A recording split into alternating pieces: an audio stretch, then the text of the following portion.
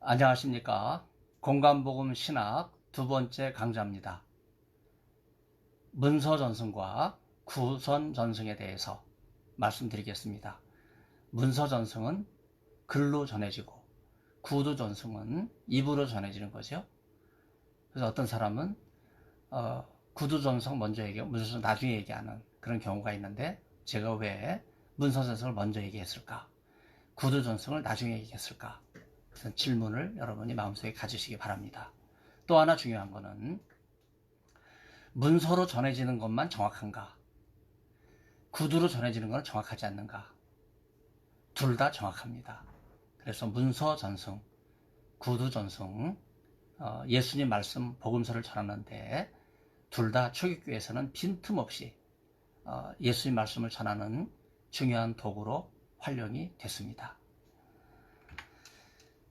구전전승에 대한 여러 가지 가설이 있는데, 공간보험서 기자들이 공통 구전전승 자료를 가지고 있었기 때문에 공간보험서와 서로 유사하다, 그런 거를 생각해 볼 수 있습니다.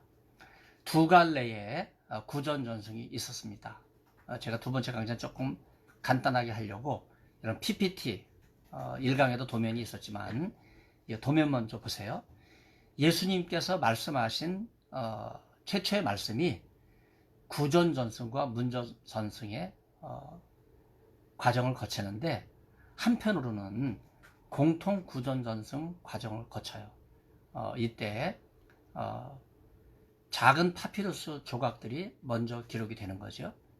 예를 들면 예수님의 비유라든지 기적이라든지 탄생이라든지 순환과 부활이라든지 이런 내용들이 조금씩 모아지고, 주기도문이 모아지고, 이런 특징들.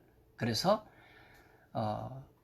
구두전승, 문서전승 혹은 공통전승 가릴 것 없이 예수님 말씀이 정확하게 전해졌다. 그래서 공간복음 전승의 갈래를 우리가 다양하게 생각해 볼 수 있습니다. 구전전승이 초기 기독교에 미친 영향은 너무나 중요한데, 유세비우스 보면 전해져 내려오는 음성으로 얻는 것보다 많지 않았다. 뭐가? 문서로 전해진 것이. 이 말은 무슨 말이냐면요, 대부분 입에서 입으로 전해졌다 하는 그 얘기예요. 정확했어요. 예수님 말씀 통째로 암송해서 전하는 이런 정확성에 대해서 여러분 의심하면 안 됩니다. 지금도 교회에서 성경 암송하는 거는요, 여러분 적극 장려하셔야 돼요. 네, 어려울 때 말씀이 빛을 비추고 길을 인도할 수 있도록 항상 하나님 말씀을 암송하고, 그 하나님 말씀이 우리 삶의 지표가 되고 이정표가 될 수 있도록 그렇게 하는 것이 중요합니다. 특별히 요한은 기록되지 않은 선포들을 늘 사용했다, 이런 표현이 유세비우스의 기록에 있거든요. 굉장히 중요한 거예요. 네, 많은 기록들이 기록되지 않는 문서 전승 이전에 구전 전승에서 활용됐다. 초기 교부들 자신도 구전 전승을 자주 사용했다 하는 것을 볼 수 있습니다. 그래서 공간복음서가 상호 일치하고 있음에도 불구하고 구전 전승을 중시했기 때문에 차이가 있는 것이 아니냐, 이제 그런 주장도 우리가 해볼 수 있어요. 여러분, 공간복음서 연구는요, 현미경적으로 연구를 했어요. 여러분, 성경종합고사 볼 때 12가지 색연필로 막 표시해가지고 공부하지 않았습니까? 그건 저리 가라예요. 네, 단어와 절구가 정말 현미경적으로 전승의 갈래가 다양한 것을 볼 수 있습니다. 좀 생략을 하고, 공간복음서 기자들이 공통 구전 전승을 사용할 가능성 가운데 구약성경을 인용하는 걸 보면, 구약성경이 널리 알려졌죠. 여기서 말하는 구약성경은요, 70인역으로 번역된 헬라어, 히브리어로 된 구약성경이 아니고 헬라어로 번역되어 있는 구약성경을 의미합니다. 그래서 이 70인역 파피루스 혹은 두루마리로 되어 있는 구약성경을 누가 보고 읽은 게 아니거든요. 누가 읽어주면 그것을 머릿속에 기억했다가 그것을 한 거예요. 인용한 거예요. 그런 점에서 구전전승을 인용했다 하는 것을 우리가 생각해 볼 수 있고, 그 다음에 구약 인용에서 히브리 성서 인용도 있어요. 왜냐하면 유대인은 또 히브리 성서를 또 읽었기 때문에. 그래서 신약의 어떤 본문에서는 70인역이 인용되고 구전이죠. 또 어떤 본문에서는 히브리 성경이 구전이죠. 인용되고 있는 이런 특징들이 다 연구되어 있어요. 그래서 신약에 나타난 구약성서 이런 책도 있는데 여러분이 공관복음 신학을 연구할 때 공관복음 신학은 구약성서에서 온 거기 때문에 히브리 구약성경이 헬라어로 번역될 때 언어는 문화의 옷을 입고 있잖아요. 그렇기 때문에 번역되면서 그 신학적 내용이 어떻게 변화되는가, 그 차이, 여러분이 그런 거를 이제 면밀하게 구분해야 되죠. 구약학자들은 신약 성경을 안 읽어요. 그러나 신약 학자들은요, 구약 성경을 신약이 많이 인용하고 있기 때문에 구약 성경을 마소라 본문으로도 읽고 70인역 헬라어로 번역된 성경으로도 읽고 이런 작업을 끊임없이 해야 되죠. 특히 도마전승과 예수전승을 제가 이야기하는 이유는요, 제 전공이고 제가 설명하기가 아주 좋기 때문에 이런 말씀을 드립니다. 도마복음서는 사실 우리가 첫 강좌에서 그 타티안이라고 이야기하죠. 디아테사론 사복음서를 한 책으로 예수님 공생의 순서로 나열했다. 이제 그런 책이 있었다.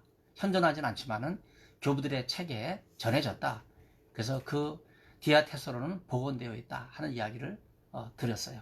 그런데 이 디아테사론이 에데사 지역에 전해지게 됐는데, 그래서 에데사 지역의 기독교가 영주주의, 초기교회 2세기 중엽에 나타난 영주주의 이단에 물들어져 있거든요. 그래서 185년경에 이 영주주의는 이단으로 낙인 찍혀서 역사의 무대에 사라져요.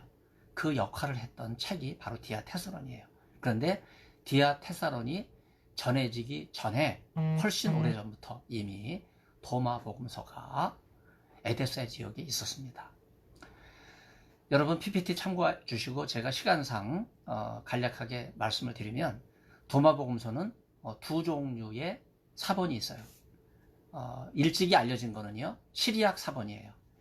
시리아어로 되어 있는 도마복음서는 영주주의 교단에 물들어져 있는 용어라든지 영주주의 신학의 내용이 그대로 반영되어 있는 바로 시리아 역본 도마복음서는 영주주의 이단 문서다. 그런데 1945년 이집트 중상류 하류라고 해야 되나요? 이집트 나일강 중간 지점이라고 하는 곳에 나그 한마디라고 하는 곳이 있는데, 나도 한마디가 아니죠. 거기서 대량의 곱토로 된 문서가 발견이 되는데, 그 중에 시리아 역본으로만 알고 있었던 도마복음서 흡사한 내용, 곱토로 된 도마복음서가 발견이 되는데, 놀라운 거는요, 곱토로 된 도마복음서는 70년경에 기록됐어요.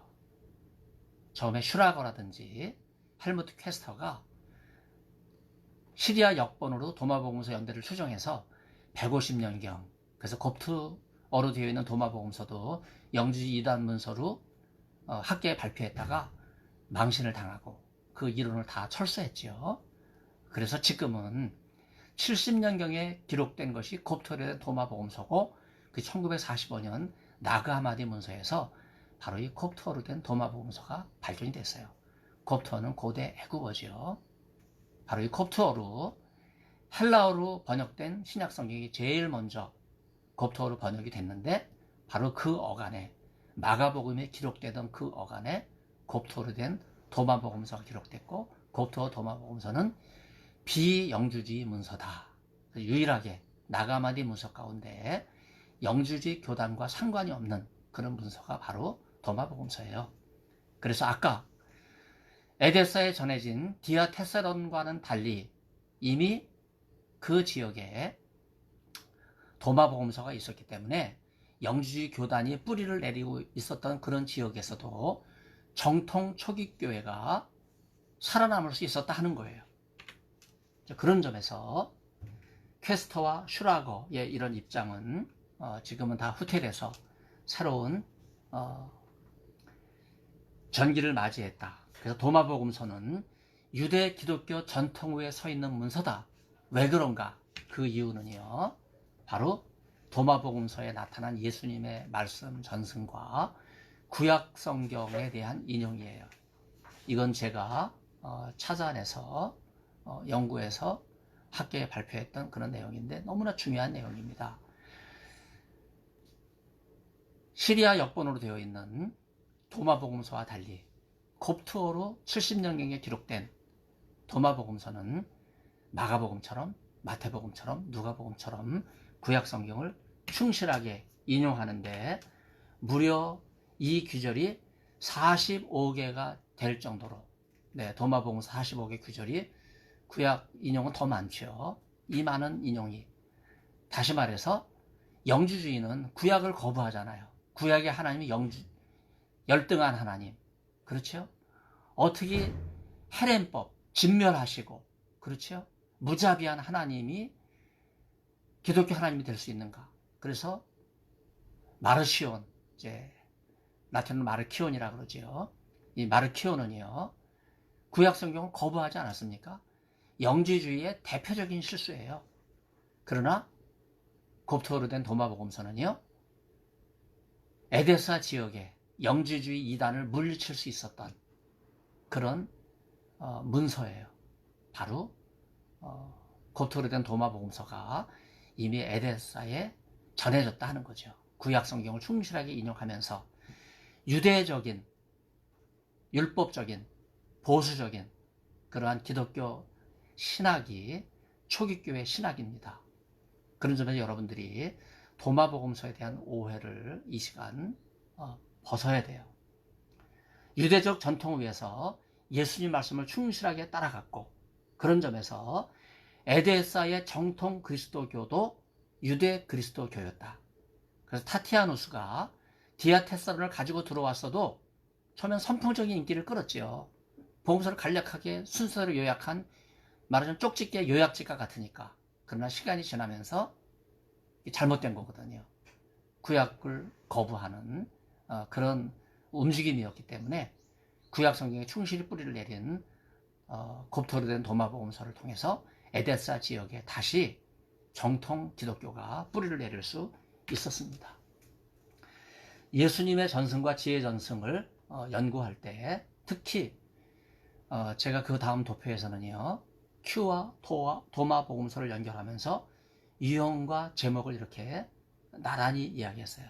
한 50회 정도 도마복음서와 예수말복음서 큐가 일치하고 있는 그런 전승들을 제가 이렇게 도표로 설명해 놨는데 여러분 자세히 한번 살펴볼 수 있기를 바랍니다. 여기서 중요한 거는요, 예수 말씀 복음서 큐든 도마복음서든 다 구약 성경에 든든히 뿌리를 내리고 있었다. 그래서 초기 기독교 정통은요, 주이시 크리스찬이티라 그래요. 유대 기독교라고 부르는 거거든요. 바로 이 정의는 하버드 대학의 신약학 교수인 헬무트 퀘스터가 내린 정의인데 아주 중요한 정의예요. 그는 1세기와 2세기 초기 기독교는 유대 그리스도교다, 이렇게 결론을 내릴 정도로 바로 그 유대 전통에 힘을 실어줬던 신학적으로 중요한 문서 두 가지를 꼽는다면 바로 큐와 도마복음서입니다. 큐와 도마복음서는요, 지혜문헌이라고 하는 전승의 특징이 있어요. 지혜문헌은 구약성서와 유대교에서 비롯된 것입니다. 그래서 구약의 지혜문헌, 대표적인 지혜문헌이 뭐예요? 잠언 아시죠? 집회서 아시죠?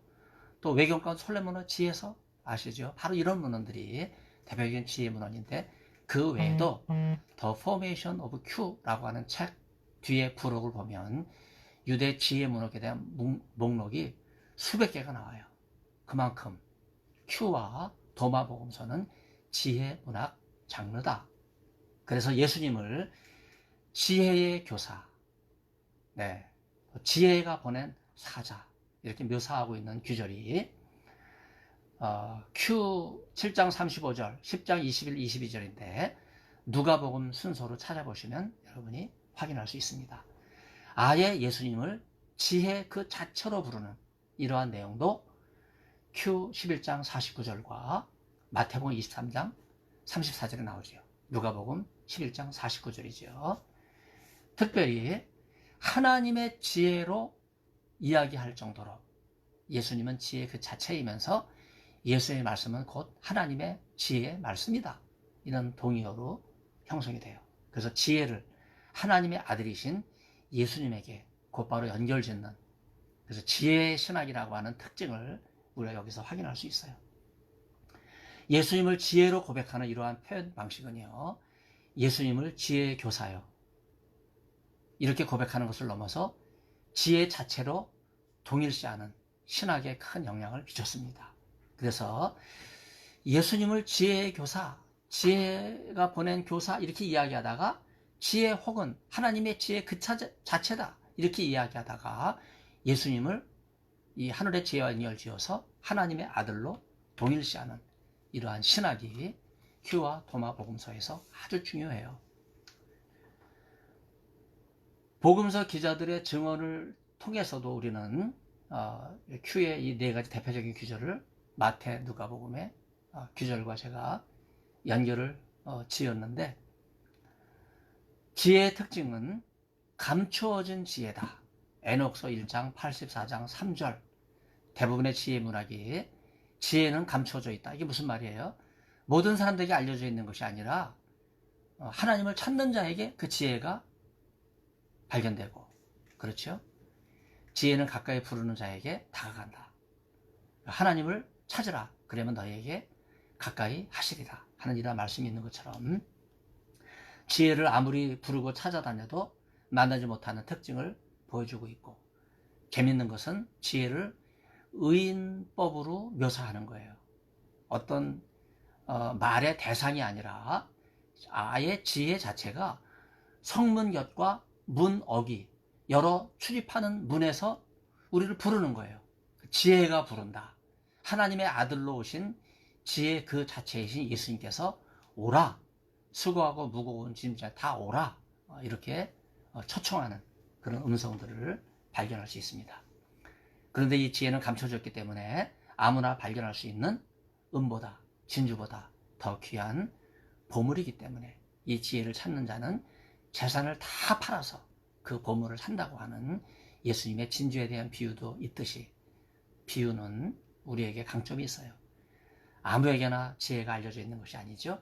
그래서 의인화되는 이러한 현상, 지혜가 길거리에서 부르고 광장에서 소리를 높인다. 심지어 지혜가 집을 짓기도 한다. 이걸 어떻게 이해해야 되겠어요? 바로 지혜가 의인화, 인격화되면서 바로 예수님에게 직접 연결되는, 그 지혜는 곧 예수님, 하나님의 아들, 이런 등식이 형성되는 것을 볼 수 있습니다. 지혜 전선 유대교에서 신학적으로 아주 중요한 단계를 거치는데, 유대 묵시 전선과 만나서 묵시적 지혜로 발전하지요. 예언 문학이 사라질 때가 언제입니까? 북이스라엘과 남유다가 망해서 예언자들이 잡혀가고, 예언자들이 가나안 땅에서 북이스라엘과 남유다에서 활동했는데 이제 아수르에 망하고 바벨론에 망해서 포로로 잡혀가게 됐을 때 더 이상 예루살렘에 하나님의 지혜가 임하지 않으니까 더 이상 예언은 지속되지 않고 멈추는 이런 현상. 그런데 예언이 멈춘 단계에서 시작되는 것이 지혜예요. 그 지혜 문학은 신구약 중간시대, 아수르 포로기, 바벨론 포로기, 바로 그런 상황에서 지혜가 움트기 시작한 거죠. 그 지혜는 묵시문학과 비슷합니다. 예언이 끝날 때 묵시가 시작되는 것처럼 예언과 묵시의 이 교차되는 중간 지점에서 지혜 전승이 배태되는 거예요. 그런 점에서 예언이 끝나고 묵시가 시작됐지만 그 중간에 지혜가 있기 때문에 하나님의 말씀은 중단되지 않고 계속되는 이런 현상들을 확인할 수 있습니다. 특별히 묵시문학을 말씀드리면서 첫 강의에서도 역사 결정론에 대해서 잠깐 말씀드렸는데, 하나님의 나라가 로마 압제하에 이 인간 역사에 임하는 것이 아니라 인간 역사 저편에 임한다 하는 이러한 역사 결정론. 네. 그러나 예수께서 말씀하신 지혜는요, 역사를 뚫고 들어오는 거예요. 이 인간 역사 한복판에 임하는 하나님의 지혜를 이야기합니다. 철저하게 지혜 전승 위에 서 있지만 묵시문학적 상황 속에서 지혜 말씀은 묵시를 재해석하고 묵시가 실현하지 못하는 역사에 하나님의 지혜가 실현되는 바로 그 실체를 보여주고 있다고 하는 점에서 지혜는 역사와 바로 연결이 됩니다. 그래서 지혜 전승이 묵시 전승과 만나면서 묵시를 재해석하고 묵시의 한계를 극복하는 이러한 친화력과 응집력을 우리는 확인할 수 있습니다. 특별히 솔로몬의 지혜 10장에서 발견하는 지혜는요, 바로 메시아로 오시는 예수 그리스도. 그래서 솔로몬의 시편 16장에서는요, 유일하게 메시아라고 하는 단어가 신구약 중간기 문헌에 등장해요. 솔로몬의 지혜는 지혜 문학이잖아요. 그런데 메시아는 아무리 유대인이 고대에도 오시지 않았거든요. 그래서 드다도 일어나고 많은 메시아 운동가들이 일어나는 이런 상황이 전개되게 되었을 때 마침내 예수님께서 메시아로 오신다고 하는 것을 누가가 확실하게 신명기 말씀을 통해서 보여주는데, 바로 이 메시아라고 하는 이 크리스토스, 헬라어로 번역된 이 용어가 지혜 문학, 솔로몬의 지혜에서 있다고 하는 건 너무나 중요하죠. 제가 이 문서가 너무나 중요해서 Q하고 연결되는 관점이 많아서 클레어먼트 석사과정에서 프로젝트로 제가 솔로몬의 지혜서와 Q를 비교하는 그런 연구로 석사 논문을 완성을 했습니다. 예수님의 공생애를 살아가면서 묵시적 지혜를 말씀했다면 하나님의 나라에 대한 가르침도 초역사적 실체로 그치지 말았을 텐데, 그런 예수님께서는요, 현실에 사람들이 받아들일 수 있는 그런 지혜의 말씀으로 말씀하셨기 때문에 사람들이 깨닫는 거예요. 그 예수님의 지혜는 역사적 지혜로 사람들이 삶 속에서 공감하는 그런 지혜였다. 그래서 예수님은 묵시적 지혜를 역사적 지혜로 신학적으로 재해석하는 이런 작업을 했다고 하는 거예요. 여러분이 공간보고 신학에서 이 문제를 굉장히 중요하게 좀 다뤄야 됩니다. 예수님의 지혜에 대한 가르침에서 핵심은 하나님의 나라에 대한 선포죠. 요즘 선포 설교 안 한다고 그러죠? 왜 그러나 몰라요. 예수님 하나님 나라 선포하셨는데, 네. 이 선포 설교는요, 지혜 교사로 오신 예수님께서 하신 설교의 첫 번째죠. 회개하라 천국에 가까워하느니라. 세례 요한도 그런 설교도 했고 예수님도 그런 설교를 했죠. 마가복음에 의하면 예수님의 첫 설교는 회개에 대한 선포, 하나님 나라를 이 역사에 한복판에 가져오는 그런 설교라고 볼 수 있습니다. 그래서 역사적 지혜를 묵시적 지혜 틀 속에서 재해석함으로써 비관적이었던 상황 속에 역사적 실체를 추구하게 하는 그러한 메시지를 예수님께서 전하셨어요. 그래서 Q 공동체는 예수님과 달리죠. 예수님은 역사적 실체를 가져오시는 분이시죠. 하나님의 아들이시니까. 그러나 Q 공동체는 역시 인간이기 때문에 묵시적 지혜 전승을 받아들일 수밖에 없는 거예요. 그래서 초역사적 실체를 동경합니다. 이런 Q 공동체를 향해서 예수님은 초역사적 실체, 역사 결정론, 인간 역사 끝난 저편에서 하나님의 나라가 오는 것이 아니라 지금 여기 하나님의 나라가 앞당겼다. 여러분, 예수님의 하나님 나라의 가르침 속에서만 역사적 지혜가 살아나고 있어요. 그래서 우리는 구분해야 돼요.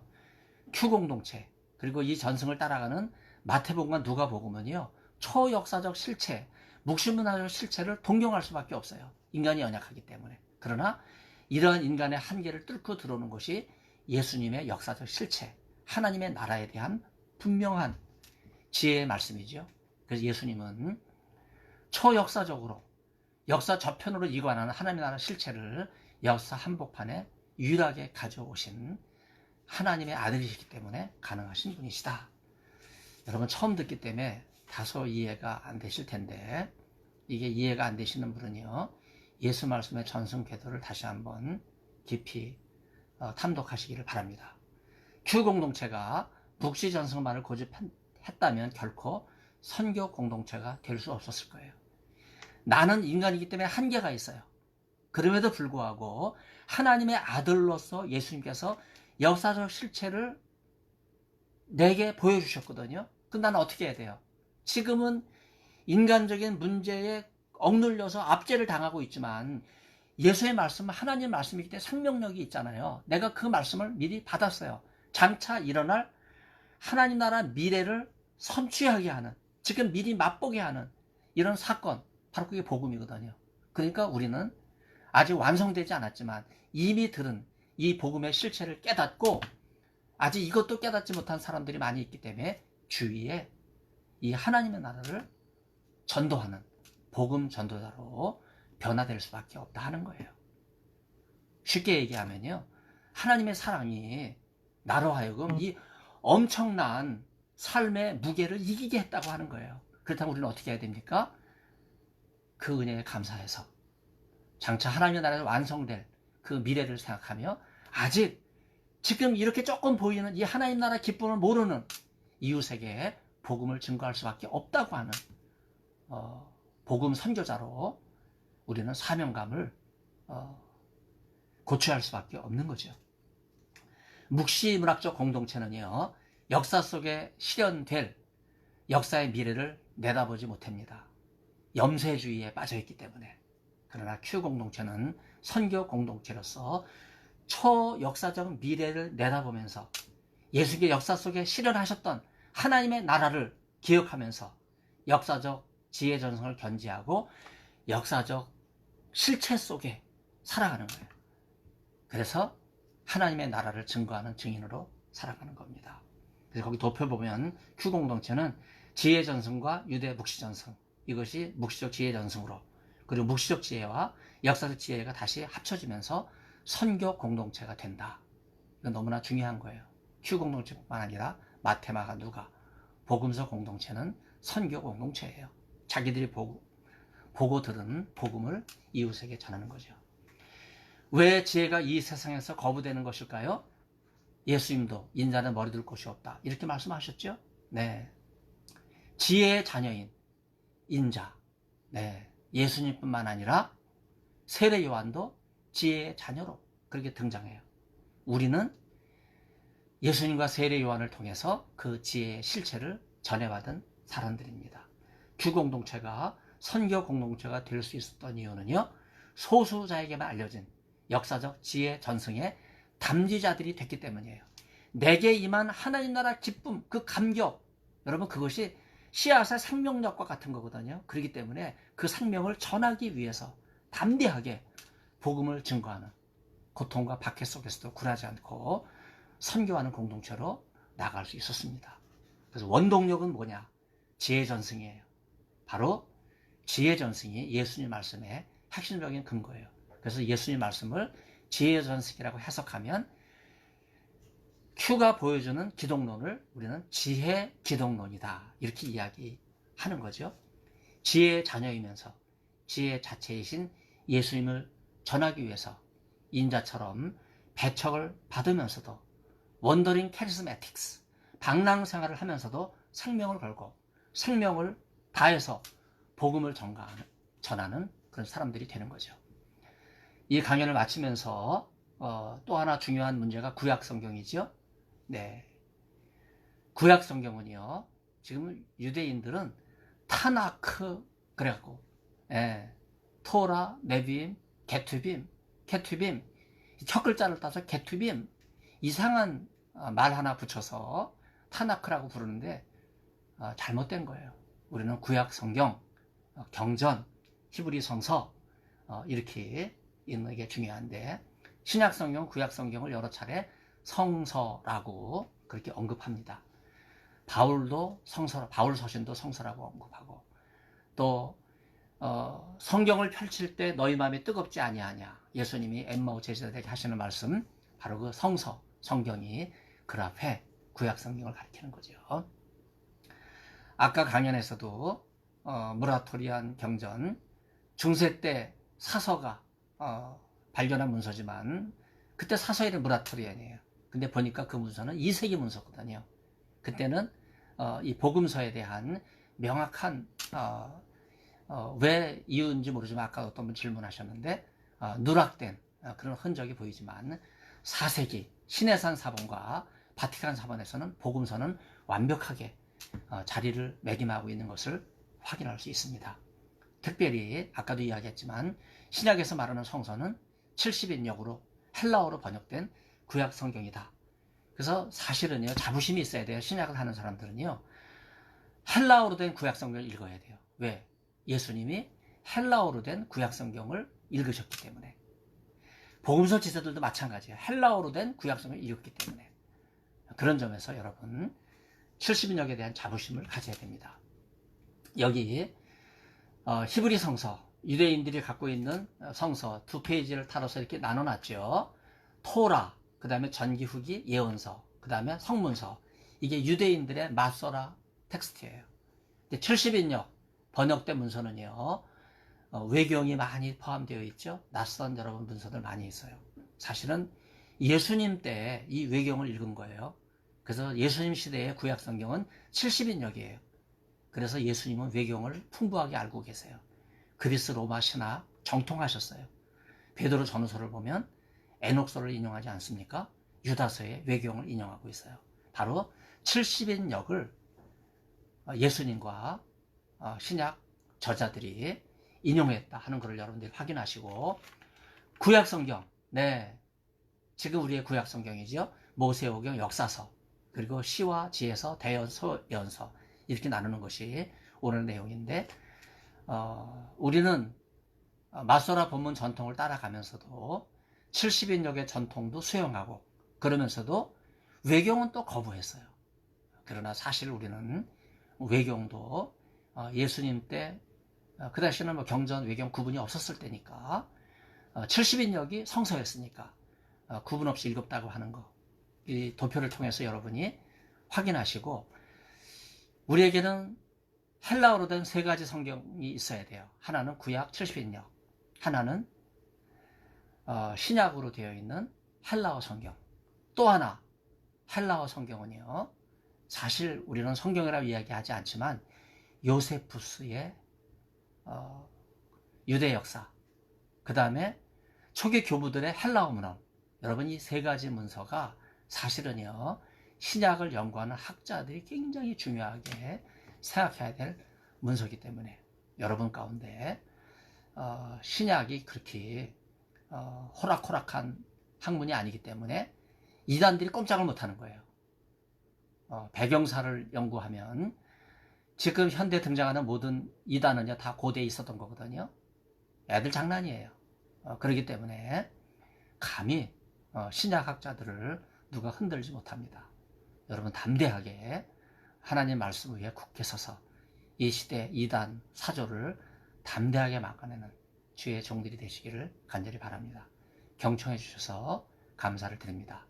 우리 클래스를 경청하는 분은 따로 소통하는 방에서 마지막 수업을 정리하도록 하겠습니다. 경청해 주셔서 감사드립니다.